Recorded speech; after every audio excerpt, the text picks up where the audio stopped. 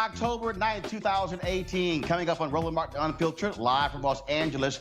The last day of voter registration in Florida is being disrupted by Hurricane Michael, plus a state website that's not working. We'll have a live report on the storm from the Weather Channel's Paul Goodlow. Also, folks, what is happening also there, lawyers, the Lawyers Committee for Civil Rights Under Law, they're actually planning on taking the state of Florida to court if they don't deal with their voting system. A new report on climate change says it will cause extreme drought, wildfires, floods, and food shortages for hundreds of millions of people in just 11 years. Folks, that is in our lifetime. But people of color will bear a great deal of the burden. We'll break it down with a climate expert. Also, the GOP midterm strategy is to scare their people that angry mobs of paid protesters are coming after them. Same thing segregationists said about the civil rights movement. Using race and gender to divide America, will it work? Our panel will deal with Kanye going to the White House, the same White House that is sabotaging the Affordable Care Act by doing maintenance of the Obamacare website during the enrollment period. What the hell is wrong with these people? Cruelty is certainly a feature of the Trump administration. A new study shows most people think their racial identity is not tied to their skin color. The author is here to explain. Folks, it's time to bring the funk. Roland Martin Unfiltered. Let's go.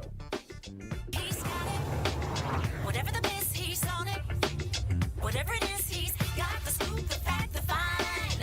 And when it breaks, he's right on time and it's rolling. Best believe he's knowing. Putting it down from sports to news to politics. With entertainment just for kicks, he's rolling. It's on go, y'all.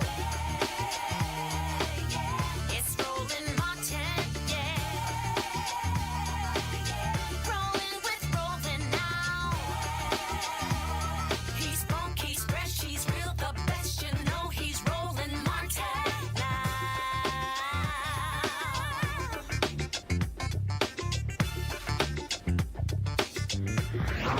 Martin.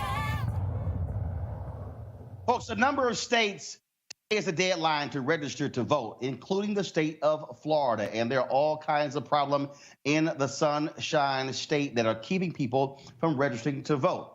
First, there's a major hurricane bearing down on the Florida Panhandle. We'll talk about that hurricane, which is now Hurricane 3, in just a moment with Paul Goodlow of the Weather Channel. But first, the Florida online registration site crashed over the weekend. Thousands of people who thought they registered may not have, and there's no notice to them that they failed. Now, also, the Miami Herald is reporting a number of people said it was very difficult for them to even get into the site, for them to were kicking their names out. Now, look, people are still trying to register today. Today is the last day to register. The state says the site is up. There are no problems. Yet folks are still reporting problems. All the issue, of course, with the hurricane, what Florida governor has said, they're going to extend the registration 1 day for people who are affected in the areas. But the problem is the Florida Democratic Party, they want the deadline extended by a week. Joining us right now is Samuel Sinyangwe, a policy analyst for OurStates.org, and Marsha Johnson-Bianco, co-director of the Voting Rights Project for the Lawyers Committee on Civil Rights Under Law. First and foremost, Samuel, when you look at what's happening in Florida, we had this happen a couple of years ago where a judge there extended the registration 6 days, even though Governor Rick Scott and others did not want to do so, because the judges said that, look, people should have the right to participate in the democracy and not be impacted by an impending hurricane. Now you have a hurricane plus a website that has problems. Yeah, it's ridiculous. I mean, the hurricane is bad enough, but now what we found out over the past day is that the state's voter registration site is broken at the time that everybody is trying to register to vote. And so, you know, we personally, organizationally, we have actually sent 13,000 young people who were not registered to vote to the state's online voter registration site over the past 4 or 5 days, 13,000 young people. And the site has been down for at least the past day. We have reports that it was not working as far back as Saturday. So we're talking about thousands of people predominantly young people and people of color who tried to register on a website that is now broken, and the state is not even has said that it's fixed, but we're still seeing reports that it's continued to be broken. So as far as we know, the site is still not working, still not allowing people to register to vote. And again, as you said, this is the deadline. Marcia, the Lawyers Committee for Civil Rights under law has made it clear that they will take the state of Florida to court if necessary. What are you hearing from Florida state officials? I was reading a couple of newspapers, and they said everything is fine. There are no issues. Right. We're hearing from the officials that there's nothing wrong with the website. The voters just need to enable cookies, and they should be able to register to vote. But we're getting calls to the 866 Our Vote hotline that the voters can't register. And so we're asking the state to extend the voter registration by at least 4 days so that voters can focus on evacuating because of the hurricane and still have the opportunity to vote. It should be noted that the governor's extension only relates to paper ballots. Paper registration forms, not online voter registration. So they're not even addressing the problems related to online voter registration, and the extension for paper ballots by 1 day is just not enough when folks are focused on evacuating for the hurricane. And obviously, the website was put up to make it easier for people to update their information so they would not be bumped off. It has been operational a year as of October 1st. And so, what other recourse is there? Are you operating at the behest, frankly, of the Secretary of State and the governor? And so, again, the Florida Democratic Party, they want it extended a week. But again, they're focusing on the hurricane. What you're focusing on, Marcia, has to do with the website itself. Yeah, and I think they're both related because of the hurricane. Folks are not able to focus on registering. This is the deadline to register if the website isn't working, if the state isn't providing the adequate opportunities to be able to vote and providing an extension, then that's the problem. You can't have a resource that is supposed to be convenient for voters but not support it in times when voters on the deadline are trying to register to vote. Samuel? Yeah, we've been focusing more on the website, and that's because this isn't the first time the website has had these types of issues. It had a similar issue during the registration deadline to participate in the primary. And we know people who tried to register, were not able to register online, and did not get the opportunity to vote in the primary because of it. Now we're at the deadline to register for the general, and we're seeing the same exact error happening after they said they fixed it in July. We're seeing the same exact error happening in the state saying that they fixed it again, like they did back in July. And again, the site is not fixed. So that's where we've been focusing. We know, particularly for young people, first-time registrants, that the online registration system is often, the easiest and sort of the go-to place for them to go register. And as I said, there have been at least 13,000 people have tried that over the past 4 days, young people, and have encountered a website that is so dysfunctional. I wouldn't be surprised if folks don't want to ever go back to that website again. And that's exactly how the voter suppression happens and how people get dissuaded not only from registering this time, but from registering in the future. Last question for you, Marcia. Obviously, first of all, have you already gone to federal court, or is that what the plan is? No, we are preparing to use litigation if the state does not do what it's supposed to do. We've written a letter to the state asking them to extend the voter registration, but we're always ready to go to court if they're not prepared to do the right thing. All right, Samuel Sinyangwe, Marcia Johnson Blanco, we certainly appreciate you joining us on Roland Martin Unfiltered. Thank you. Thank you. All right, folks, again, the issues there beyond the voting machine, you're also dealing with a hurricane that is coming the way, complicating all sorts of problems there in Florida. Hurricane Michael has already been called a Category 3. Thousands of people are under evacuation orders as we speak. It is bearing down on Florida's panhandle. Hurricane Michael, again, has strengthened. First of all, it has been upgraded. Winds up to 110 miles an hour. Coastal areas are facing life-threatening storm surges. 12 forecasters are warning the storm is likely to intensify beyond where it is right now with a lot higher winds. Here to break it all down is Paul Goodlow, meteorologist for the Weather Channel. Paul, how you doing? I'm doing well, Roland. How are you doing this afternoon? So here we go again. We're dealing with Hurricane Michael. We're dealing with what's happening, in Florida. We of course dealt with the hurricane that hit Puerto Rico, that hit the Virgin Islands. Now we're dealing with last year. Now we're dealing, of course, earlier this year, North Carolina. Now Florida is in the way. There's also concerns, potential damage to early voting locations, but also voting locations with election just 4 weeks away.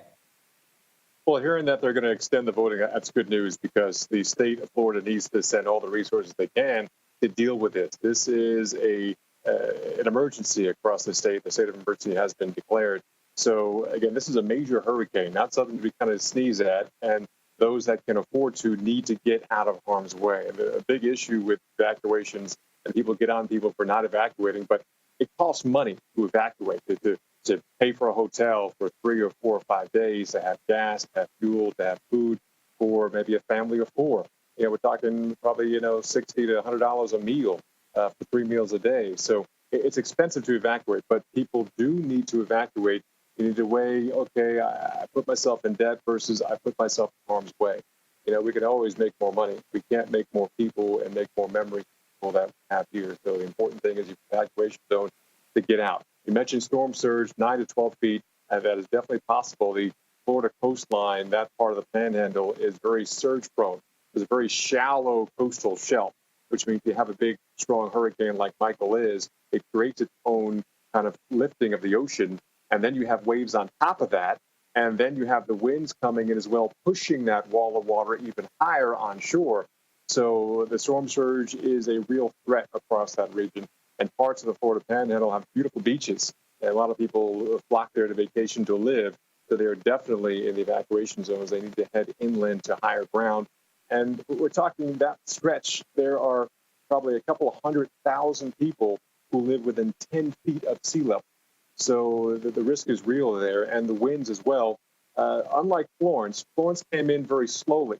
So Florence had time to entrain some drier air to kind of wind down. And at one point, Florence was a 4, made landfall as a Category 2. Michael is a Category 3, possibly maybe even Category 4 over the next within the next 24 hours when it makes landfall. It's moving quickly north at 12 miles per hour, so it is going to slam in there. So whatever winds you'll have, you can even add that 12 mile per hour forward speed to the winds. So we can definitely have catastrophic damage in some areas. The good news is, unlike Florence or a la Harvey last year, this thing comes in and keeps going. It's not going to stall out. We're not going to have days upon days of rain.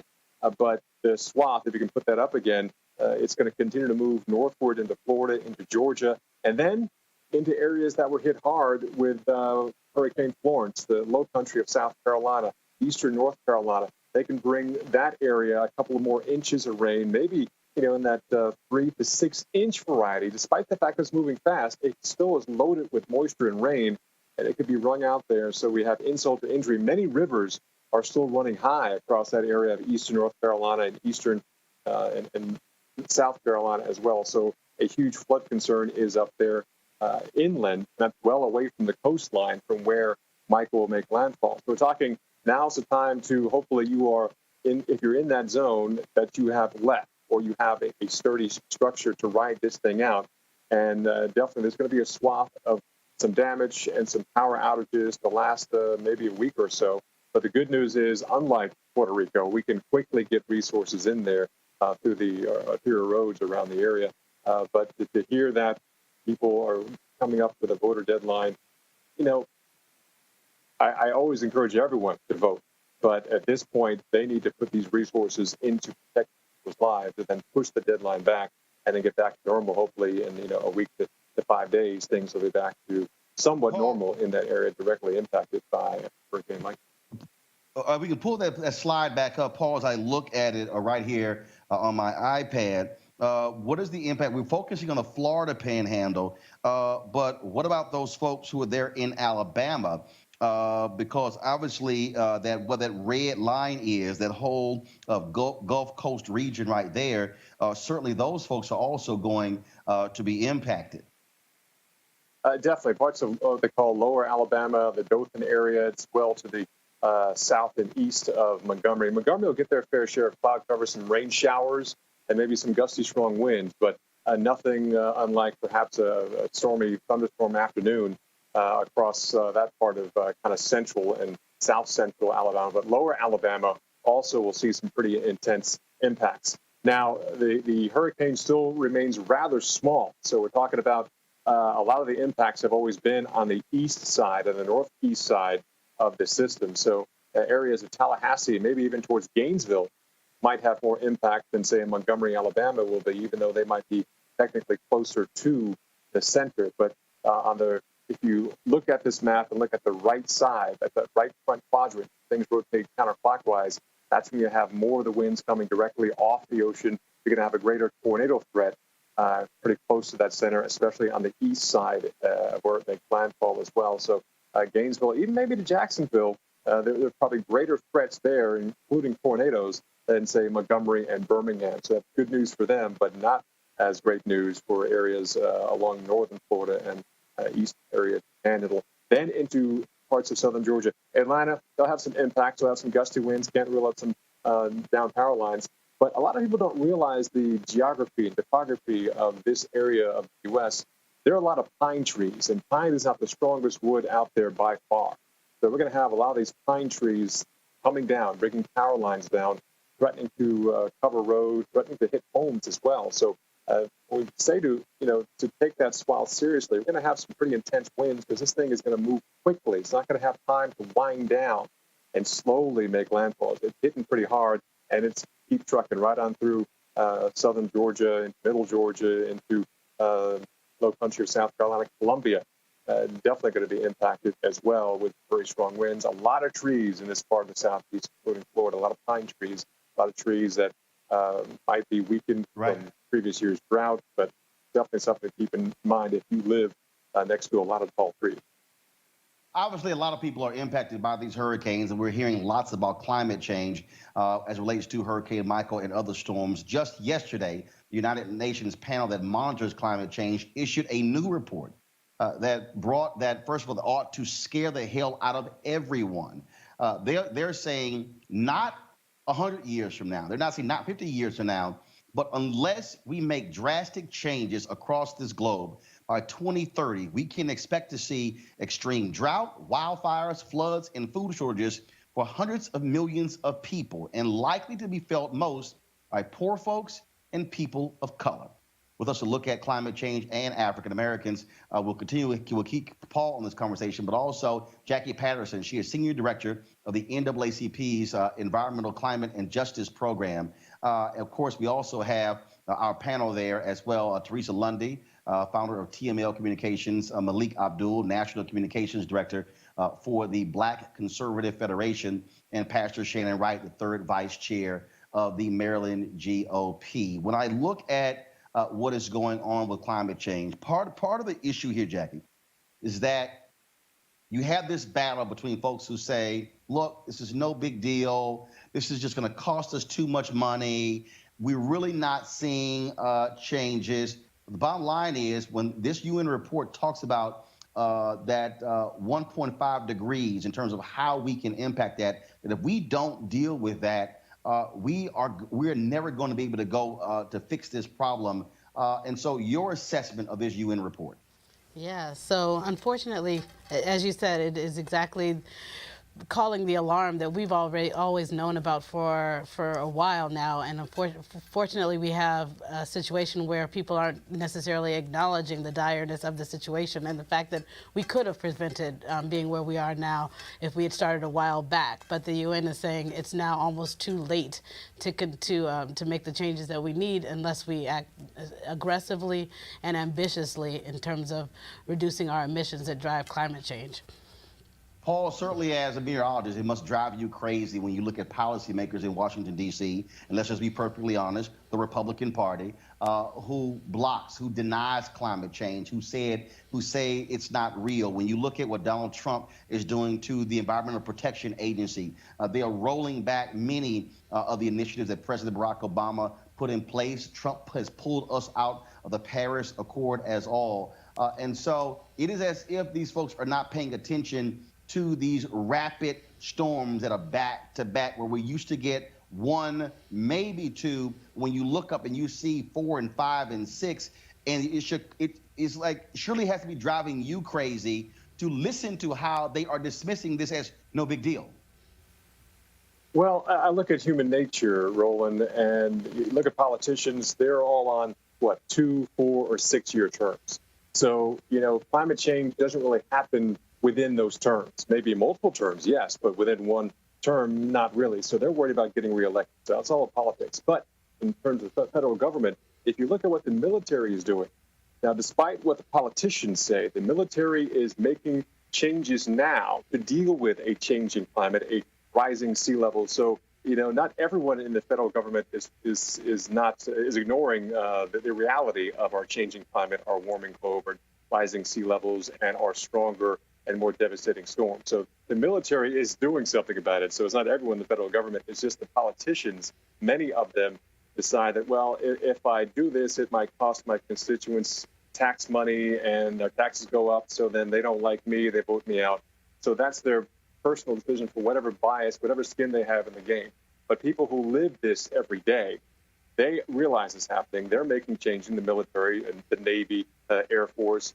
And I'm on the front lines. I've seen these storms. I'm seeing these so-called 500-year floods or 1,000-year floods, which doesn't mean it happens once every 500. It means statistically, it's like 0.05. It's a very low percentage of happening in any given year. But we're seeing it. These percentages happen. These low percentages events happen, every 2, 3, or 4 years, a lot faster than you typically would expect because we're having more energy, more in our atmosphere. That's what heat is, and warming up the globe. And also, climate change and global warming doesn't mean that everyone has beach weather all year round. It means people are stuck in certain patterns. Maybe they're stuck in a wet pattern, which is horrible for farmers trying to get their crops out of the ground. And maybe they're stuck in a drought pattern, which is also horrible for farmers and even water resources. It could impact the way you water your grass or how much water you can drink or how many times you can flush your toilet. So there are so many wide-ranging impacts we don't know yet. You have options of either what a lot of people are doing is say, hey, we should change our habits and maybe change the outcome, or the other option is ignore it, and then we have to deal with the wilder extremes, what I deal with day to day, which is the weather. Malik and Shannon, this is what I'm not understanding. You hear Paul make the point when I hear conservatives say, okay, well, this is going to cost business, it's going to cost jobs, it's going to cost us tax dollars. But the reality is, when these storms hit, it's costing us billions of dollars. And so it's not as if we're not spending this money. And again, there's only one Earth. And so as Black conservatives, what do you say to your party? Acts as if this is no big deal and we should just keep doing what we're doing. Don't make any efforts, any environmental protections. Let's just let Donald Trump run rampant through the EPA, pull out of the Paris Accord, let coal people do whatever they want to do, and then everything will just be somehow perfect and normal. Well, if you think about what the administration is doing, of course, there's Trump, and then, of course, there's also what the government is doing with a lot of the career employees. So the Department of Energy is putting forth about $30 million into cost-shared research and development. The agency that does, I think it was SATO, I think that's the name of the department within energy, they're doing a lot with solar technology. They're doing a lot with fossil fuel technology, making sure that fossil fuels are actually cleaner and safer. A lot of the things that they're doing beyond the research and development, there's a perception that Donald Trump pretty much is the federal government. So if Donald Trump says something, then that means that the career government employees, people who have worked in government for 20, 25 years, whether it's scientists at NIH, or whether they're management analysts at the Department of Energy or any of the other government agencies, the work of the government goes on irrespective of the president. Malik, and so that's a lot of the things that are doing. Malik, I'm sorry. All I just heard there is straight bullshit, Malik. But it's true. No, Malik. Let's just be real clear. Mm-hmm. The number of scientists who have resigned from the Environmental Protection Agency is significant. Right. We are seeing a massive attack on scientists in agriculture, in EPA, and also in the Department of Energy. When you say $30 million, we have pulled out of the Paris Accord. When you had the Trump administration came into the White House and literally was saying, show me all of the people who are attending these climate conferences. And they have been targeting these individuals. Shannon, I get spin, but let's just be real here. What the Trump administration is doing, it is stacked with lobbyists from the oil and gas industry. Trump is touting coal, coal, coal. You can say clean coal all day. It doesn't exist. The bottom line is this administration is rolling back in a huge way the environmental protections, and America is not leading the way to address what this climate report is actually saying, Shannon. I can't really argue with you on that one. You know, years back, you saw what happened in New Orleans with Katrina, and then it was some years, and there was Irene, and then Sandy, and then the last couple of years, every year there's been some named storms that have done some damage. I live in Baltimore because we lost our house in New Jersey from Hurricane Sandy. So I understand what the party says, but I understand how it affects the people in the community. Personally, I drive a hybrid because I'm not a scientist, but I know when I see things changing over time, if it walks like a duck, if it talks like a duck, I don't have to wait for it to quack in my face. So, Teresa? Well, I agree. I think what we see right now is the Trump administration is trying to save money. I'm not sure why they're targeting the environmentalists, but I think it's obviously time to stop it because, again, lives are in the trenches, are being hurt daily. And I think, again, we need to find solutions in order to actually transcend this actual problem. Paul and Jackie, I want to get both of you in here. And so, and look, I understand what Malik was attempting to do, but Jackie, the reality is there is a clear and decisive attack on people who believe that climate change is real. You've got Republicans on Capitol Hill who are in denial about climate change. They control the House, they control the Senate, they control the White House. And so they are not leading on this issue. And in fact, Trump has made no mention of this report. No big deal. It's irrelevant. It's as if it never happened, Jackie. No, you're absolutely right. We have situations like where there's been protections rolled back on the Alaskan Native villages that are facing impacts where, for example, the Red Dog mine there has violated the Clean Water Act 600 times, and yet it continues to operate and pollute those areas. And those are the same areas where we're having impacts like the Kivalina in Alaska is going to actually evacuate displace their entire populace because of sea level rise driven by climate change. And so the rollback of regulations are impacting Alaska Native villages, African-American communities, of course, we're seeing in the crosshairs disproportionately impacted by each and every one of these disasters from the storms to the flooding to the drought, already living in food insecure communities. And so all of these impacts are being felt now. We talk about future catastrophic climate change. Some communities are in the midst of catastrophe right now. And Paul, look, this impacts Black people. When you look at what's happening with environmental racism all across the country, we are impacted. At the end of the day, look, the people who are most at a disadvantage will be greatly impacted by climate change. Your final comment on this topic. Well, you know, figures don't lie, but liars do figures. Now, I'm a scientist. The figures show that, yes, our climate is changing, our Earth is warming, and like the UN report said, we're going to have irreversible impacts if we don't do something and change things now. And think about back in the 60s and 50s, you know, smoking was the norm. And then eventually they put warning labels on the cigarette packet. Why? Because people linked smoking with cancer, smoking with birth defects with pregnant women. You know, what will it take for, you know, the masses to say, you know what, we need to be protected from this. We need to do whatever it takes. Yes, I know there's a big push and a big fight by big tobacco to stop that. But you know, the human interest, the safety of the population won out.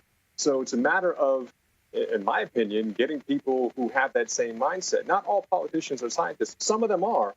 But when you have 95% of doctors saying, if you smoke, there's a good chance you'll get cancer, and then just 5% saying, There are people who smoke all their lives who don't get cancer. What are you going to do?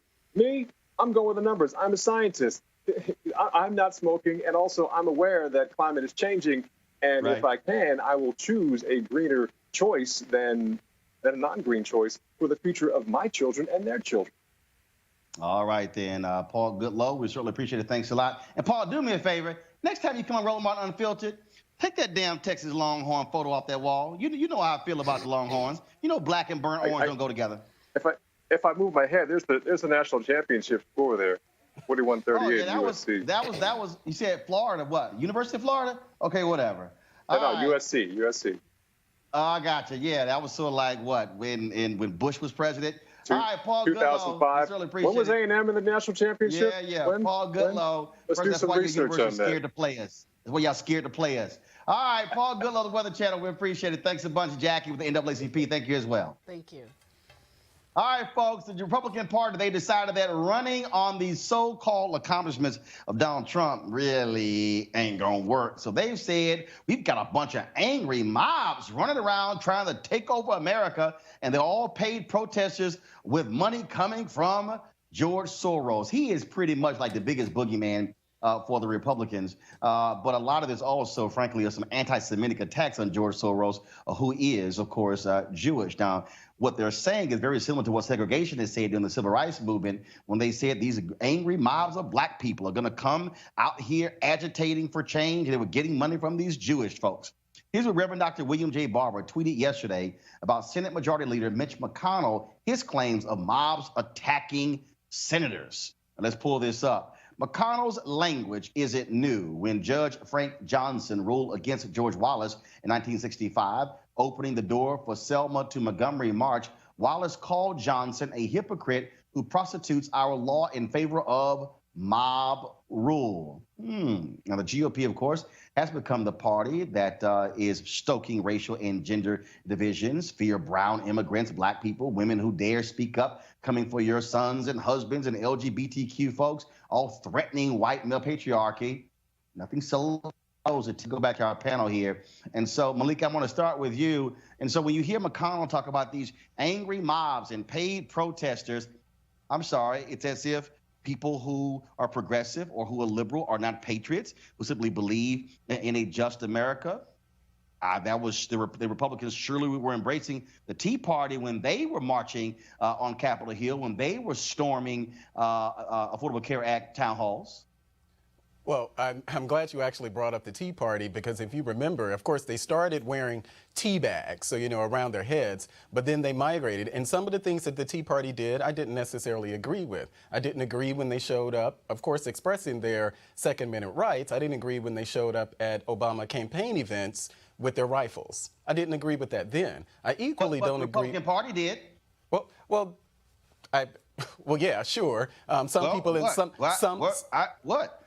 Some people in the party did, but I think it's disingenuous to say that everybody in the Republican Party supported everything that the Tea Party did, just like everyone. No, hold up. First of all, I didn't say that. What I did say is that the Republican National Committee and those individuals who want to be in power had no problem at all with what Tea Party folks were doing, because what they felt is that what they were out there was driving up the poll numbers of people who were against the Affordable Care Act. They were fully embracing of those things. Yes or no? Absolutely. And it's the same thing that we have now. It's the same thing that we have now going on the Democrat side. When you look at the endorsement. But was that mob rule with the Tea Party?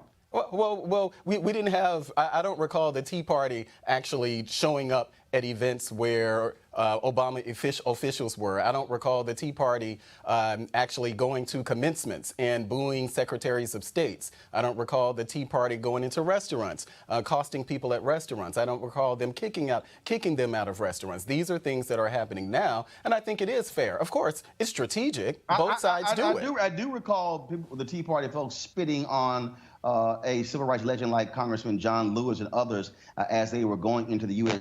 Capitol. I recall that happening. Well, yeah. So some members of the Tea Party may have done something like that, but if okay, I just want to make sure that we're recalling that. But you bring up John Lewis. I think it's also important to realize that if you're talking about rhetoric, even in that, I think it was when he was running against Obama, it was John Lewis who actually referred to who made the comment that. Who was that? McCain would actually take us back to the days of George Wallace standing in the schoolhouse door. Mitt Romney was a sexist. Everyone disliked Mitt Romney. You know, he was the binder full of women. And these are attacks that Democrats actually ledge on Republicans during that time. What's so Teresa? I think it's something that happens all the time. Malik, I get your point. But Teresa, here's the reality. The reality is if Republicans are supporting voter suppression efforts, that are denying black folks the right to vote, that are putting in place rules and procedures that do take us back to George Wallace, yeah, it's a fair comparison. When you have the Supreme Court, a conservative Supreme Court, Teresa, that guts the Voting Rights Act and then says that Congress needs to update it, and the Republican Party is in control and refuses to even have hearings, even consider it. In fact, you have Sensenbrenner from Wisconsin. Republicans don't even want to sign on to his bill to fix the Voting Rights Act. So that sounds about right, Teresa. Absolutely, it sounds about right. I think Democrats are in their right to act the way they are. This is modern age. You know, Tea Party, it was back in the day. Modern age, yes, there are going to be some new creative methods that are going to take place in order for people to voice their opinions and create the charge that's necessary for their voice to be heard. I think right now what we're seeing, yes, you know, we have our legislators actually now, for me, in a millennial sense, taking a stand, and they're telling people, look, when you see them, approach them, because it seems like the message is not getting through. When we knock on their doors or when we call their elected office from the Senate to the Congress, who's unavailable? The elected official. So then we get the staffer or the intern, and then, you know, you expect people to be in a solemn state. I don't think a solemn state is where we are. This is the state that not only the Democratic Party, because as we have seen in many rallies across the state with the Trump administration and so on, people are out of control on both sides. So again, it needs to be a balance of professionalism, but again, we're in different times. But you know what, Shannon, here's the issue for me. We actually saw earlier this year where Republican members of Congress were scared to even hold town hall hearings. You saw people who were just, okay, I don't want to get attacked or have to answer any questions. I don't care if you're a Democrat or Republican. You are elected to office by the people. The least you can do is actually hold a town hall of your constituents and have to answer their questions. And so people are complaining about folks who were, knocking on the Supreme Court door. Okay, you know what? Seriously, I don't think that was any big deal. Now, I'm not chasing somebody out of a damn restaurant, because that's just a waste of my time. That to me is utterly ridiculous. Now, if you choose not to serve somebody, okay, and then you're gonna suffer the consequences of losing business. But the reality here is Mitch McConnell acts like he doesn't want any dissent whatsoever. Dissent is the basis for this country. It was founded on dissent. That's true. I'm old enough to remember bad behavior and acting out on both sides. I don't care what party you belong to. There's a certain way you should be handling yourself and a certain way you should be acting, especially if the younger generation, the millennials and beyond, are looking to their, quote, elders for how you react and how you respond. So when I see the Democrats in this particular case acting a certain way and acting out, it's not cool. But by the same token, when I saw the different protests on the Republican side against President Obama, that wasn't cool either. If we want to get to the issues at hand, the things that our country needs to face, let's cut all the bull and the drama. Let's keep it to the issues on both sides. Speaking of issues, I want y'all to respond to this ad that Republicans are running against a brother Antonio Delgado in New York. Check this out. Who am I? I'm Antonio Delgado. I was raised to believe you're supposed to love your neighbor. I'm an attorney, fighting for what's fair and just. Gotcha, sweating this like you having sex to a porno flick. We owe it to our country to restore the American dream. Criticize is what a patriot does. God bless our rap, bless our rap, bless our rap, bless our rap. Who am I? I'm Antonio Delgado. The NRCC is responsible for the content of this ad. Now, the NRCC is a National Republican Congressional Committee, Malik. Now, they want to portray Antonio Delgado as some dangerous, scary rapper. You notice they left out he's also a Rhodes Scholar. He was a rapper for about as long as I was a professional football player. Didn't happen. I mean, the guy was, if you want to call him a rapper, okay, that's great. So, again, explain this whole deal. Oh, my goodness. Don't elect this rapper, this scary rapper who was rapping about a porno flick. Ooh, don't put him in Congress. Well, of course. It's politics. That's what happens in politics. I mean, when I saw the ad, I wasn't surprised that Republicans. You approve of the ad? Say that again? You approve of the ad? Well, it's a campaign ad. I don't see anything particularly wrong with the ad. The guy was a rapper, I believe, wasn't he? Teresa? Horrible. Okay, so let's be very clear. Again, he is a Rhodes Scholar, so we need to talk about his credential. As a Rhodes Scholar, one, as an African-American male, two, and lastly, as someone, as a black man who is running as a candidate for his community. Yes, he had a job and a position to, express himself. But I think that political ad was actually geared to the point of, look, this is the person that you're rapping. As soon as he takes this suit off, we're going to see the real him. But, I mean, let's be very clear. He is an educated African-American male. He is running to fight for his community. And, again, this is, unfortunately, Brother Malik has said, this is a political ad. And this is politics today. But again, that is bad politics. That is 2018 bad politics that, again, they couldn't find anything on the educated man. But again, they would find something, as minute as that.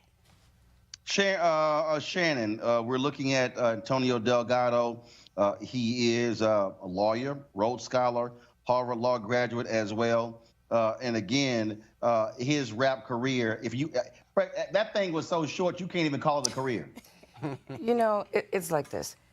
I've seen, first of all, if he was a rapper, that's his business. That's his business. I've seen folks go from wrestlers Hold up. By the way, politics. Shannon, there's a dude who raps who's going to be at the White House for lunch with Trump and Jared Kushner there you go. On Thursday. So I've heard. So my point is, there's lots of folks that are still rappers that have an opinion and a point and something to say, that folks are trying to get to run for office all the time. So whether he is a rapper or not is not the issue. It should be about, I believe somebody said, the content of character at some point. And again, that's not restricted to any one party. Content of character.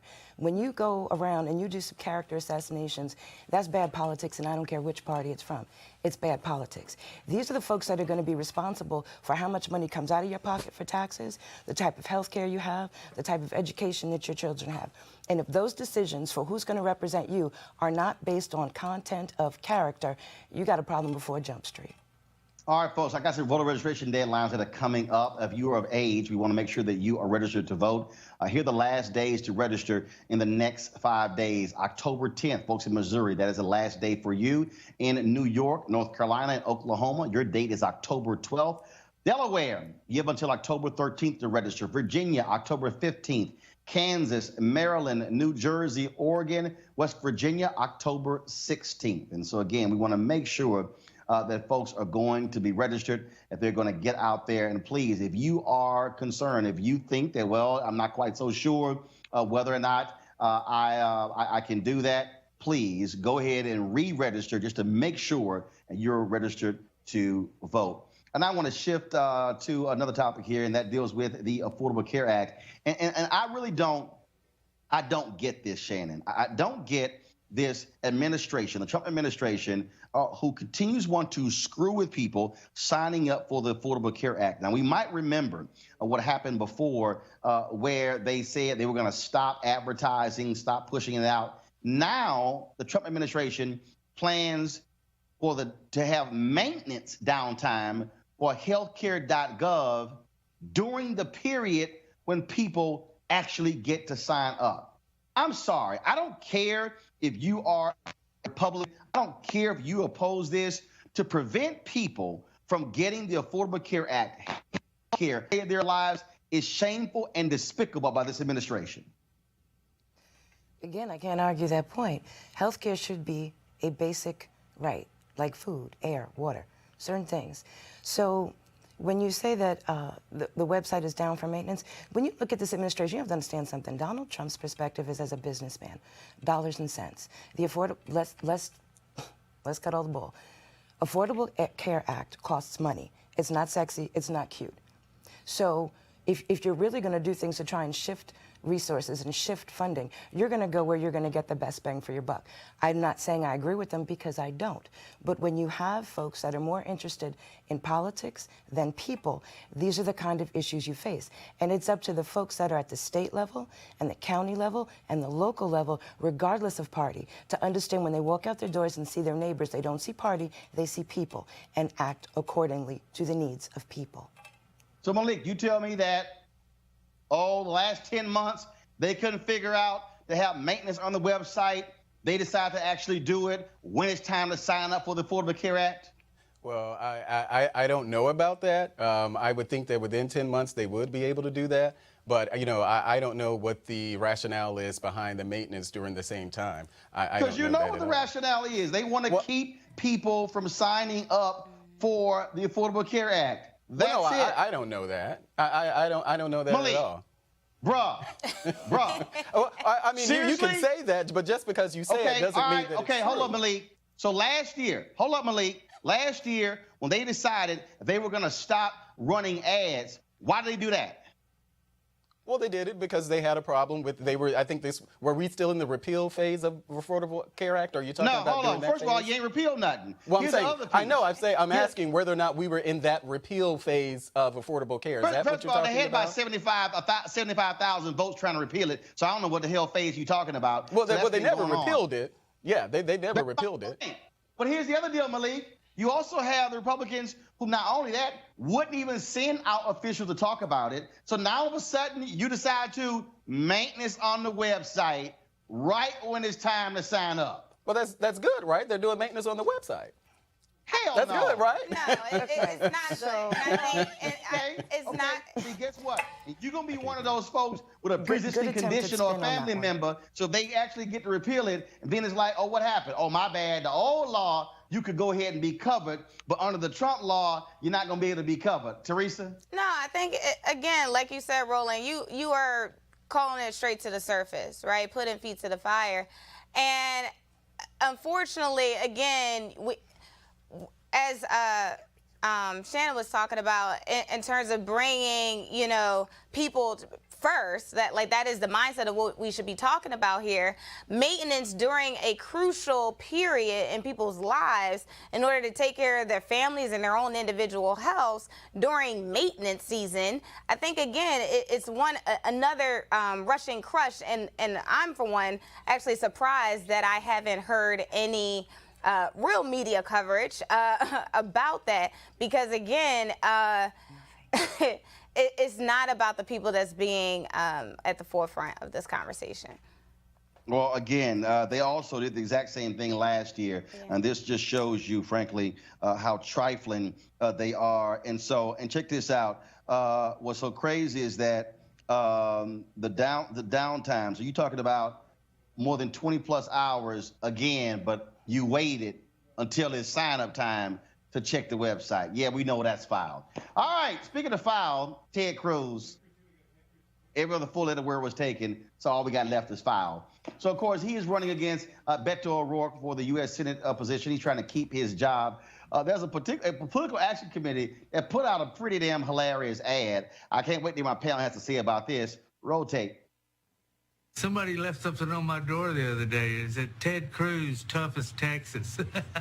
I mean, come on. If somebody called my wife a dog and said my daddy was in on the Kennedy assassination, I wouldn't be kissing their ass. You stick a finger in their chest and give them a few choice words. Or you drag their ass out by the woodshed and kick their ass, Ted. Come on, Ted. Political ad paid for by FTC PAC, not authorized by any candidate or candidates committee. All right, I got to ask my panel. I'm sorry. I get politics. I get you want to sit here and embrace Donald Trump, but I'm with that ad. You talk about my wife, call her a dog. You talk about her looks and accuse my daddy of killing President Kennedy. Ain't no way in hell I'm going to roll with you anywhere.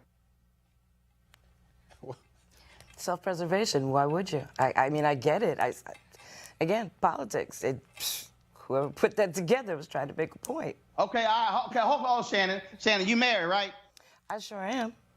Okay, so let's say your husband was a politician, and another guy called you a dog and talked about how you looked and said your father-in-law killed the president. And then your husband come home and say, but baby, I got to go ahead and, I got to roll with him. I got to campaign for him. He get the side eye? You cut him off? So I've been accused at times of being an angry black woman who's been married for almost 20 years. So first, I'm not going to do it out. And then I'm going to check my husband if he didn't check her before he came home. So, but that's me personally. That's what I'm saying. You gonna check your husband like, lost your damn mind if you think he gonna roll here. Pretty much. Okay, Malik, you married? No, I'm not. No, I'm not. Okay, Malik. Let's say you married. You a politician. Another cat call your wife ugly. Talk about her looks. Say she looked like a dog. Say your daddy killed Kennedy. You cool rolling with him? Well, oh, come on, Roland. Now, of course, we're talking about the President of the United States. So it's not like I'm talking about, no, hell no. Yeah, but we are, though. I mean, we're talking about, but Ted Cruz talking about Ted Cruz and Donald Trump. Of course, they had that spat during the campaign, but Ted Cruz, like everybody else, pretty much came around because Donald Trump is the President of the United States. Malik, spat. I'm serious. Malik. If a man call your wife ugly, I would have a problem with it. I would have a problem with it. You gonna say, honey, that's a spat? Nope, I would have a problem with it. I would absolutely have a problem with it. 100%.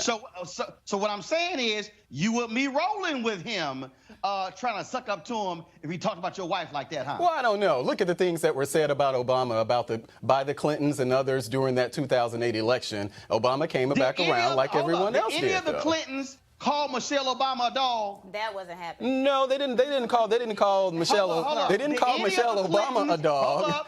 No, they didn't call Michelle Obama a dog. Malik, did any of the Clintons talk about Michelle Obama's looks? No, they didn't. Malik, did any of the Clintons say that Obama's daddy was involved in the assassination of a U.S. president? No, it was just Bill Clinton, remember, said that a few years back, Obama would be serving coffee. You remember when he said that? And when he also said, Teresa, go ahead. Well, it's true. No. But it's true. So this is another example, and I'm glad this is another example that I'm glad that commercial actually pulled out, that Senator Ted Cruz has no backbone. He hasn't had a backbone when he was running for office. The people, his constituents, saw that he had no backbone. I mean, he again was for me a sitting duck senator, in accordance to some of his policies, but really when he decided to run on the national front, everybody got to saw the true Ted Cruz. And he had those two grand opportunities to stand up for the one person who's been in his corner, and he decided to not. And so for me, I think he stood by his wife. He stood by his wife. Okay, he stood by his wife. Hold on. You right, Malik. He stood by his. I've never heard of any problems. Hold on, Malik. You right. He stood by his wife. Great. He didn't stand up for his wife. There you go. Stand up. It's semantics. Stand up. Stand by. We're talking about the same thing. He didn't stop supporting his wife. He criticized the president when he said it. He was very visceral in his criticism. How long did it take him to criticize his wife? I mean, so is either he didn't criticize. Let me help you out. Malik, Yes. let me help you out. We standing here. My wife right next to me. Somebody walk up and slap my wife. I My go, Lord. baby, you okay? Did that hurt? And then That's you standing going after them, right? Now, hold up, Malik, hold on. That's called standing next to your wife. Right. Somebody walk up to your wife and slap him. Then you beat the hell out of them. That's called standing up for your wife. Right. It ain't semantics. Teresa, go ahead and finish your point. No, I think, look, right on, Roland. But overall, again, you know, what the state of Texas need, they need a senator who has their best interests. It's consistently, you know, with Ted Cruz, he's dropping the ball. He's not taking part in the necessary legislation for his state. And it's evident, you know, it looks like he is one of those get along to be along type of guys, and the people are tired of it. I think, you know, again, showing a older white male, probably in his 60s or 70s, was the right approach, because that is his constituent base that is like, look, we're tired of you sitting in the seat and not doing any work for us. We're tired of you, again, your wife is pushing you around on camera, and we're tired of you not even standing up for her. So again, you know, for me, not true. I mean, it was evident even on the campaign trail, even to today. That's not true. Definitely factual. But It's not true, because he criticized Donald Trump. Everybody knows that he criticized Donald Trump for how he responded to his wife. And how long did it take him to criticize? Okay. Well, he's a politician.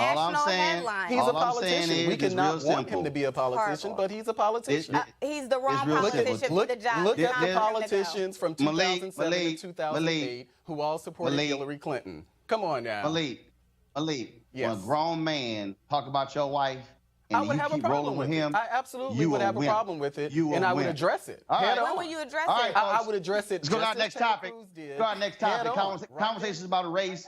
I got it. Y'all can keep on going with that. Conversations about race in the age of Trump have become more frequent, and of course, and more contentious. But race, according to a recent study, is about more than skin color. It's not just a black and white issue. Does biology determine your racial identity or your race? Here to discuss that is the author of this study, Alvin Tillery, director of the Center for the Study of Diversity and Democracy at Northwestern University in Chicago. Alvin, so explain when you say that it could be about biology. What does that even mean? Well, Roland, thanks for having me on. You know, most Americans walk around with a sense of their racial identity that's rooted in biology and genetics. We have this in our common parlance. You know, black people cannot do well in math because of a sort of genetic thing. I'm sure you remember the fast twitch muscle explains why blacks are better at track, or white men can't jump. So we live with this sort of biological conception of race in our society. And so what we wanted to do in our study is to see how much these old ideas, because, you know, frankly, the idea that race is determined by biology is what launched the slave trade. Europeans felt that if they brought people with dark skin to the United States to work in their fields, they would be more successful as slavers, because they thought that blacks could work and toil in the sun better than whites. And so what we wanted to know is how much are these old ideas present in our society in a time when you have President Trump fanning race relations like no modern president we've ever seen. And so that's what the goal of the study was. And how prevalent are these ideas? They're less prevalent than we thought. I mean, frankly, when I started to partner with Joanna Mountain, who's the chief science officer at 23andMe that sort of co-sponsored the study, we believe that about 2/3 of Americans would have really a strong commitment to the idea that your genetics or biology determines your race. But we actually found the opposite. Only about 1/3 of Americans overall are committed to the idea that your race is determined exclusively by your genetics. And, you know, that's across racial categories. Whites are more strongly committed to the idea. About 4 in 10 whites believe this, and about 3 in 10 Asian, Latino, and African Americans believe this. And so that's good news. It's one of the few sort of, you know, good news pieces of data that we've had about race relations and survey research for a very long time. And so we're very excited about the finding. And so what do we then do with it? And so what is the path forward? What does it look like? Well, understanding that race is not scientifically sort of determined concept, understanding that our skin color differences are not species differences, right? Our skin color difference is about 1 to 3% of our genome. We're about 99% the same.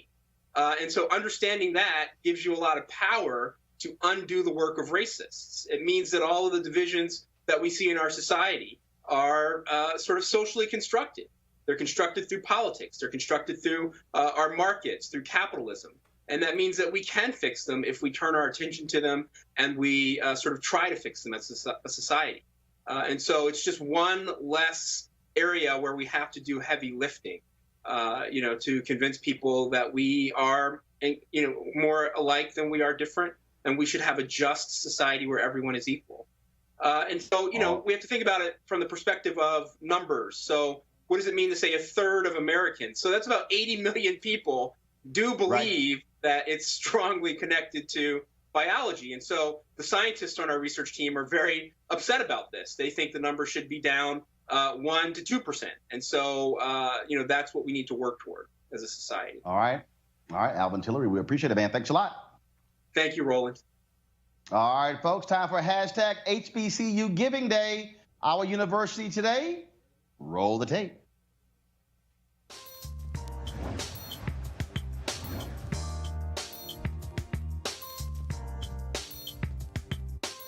University, located, of course, in Prince George's County, Maryland. Founded in 1865, Bowie State is the oldest historically black college university in Maryland and one of the 10 oldest in the nation. If you want to support them, go to bowiestate.edu. That is bowiestate.edu. All right, folks, we certainly appreciate all of you for watching Roland Martin Unfiltered today. I want to thank our panel as well, Teresa, Malik, as well as Shannon. Don't forget you can support us by going to RolandMartinUnfiltered.com and joining our Bring the Funk fan club. We certainly hope you will be a contributor to make this possible. Of course, we plan on taking the show all across the country, bringing you the news and information that, frankly, you're not going to get anywhere else. There's lots of people out there, of course, who are yakking away on YouTube and on Facebook.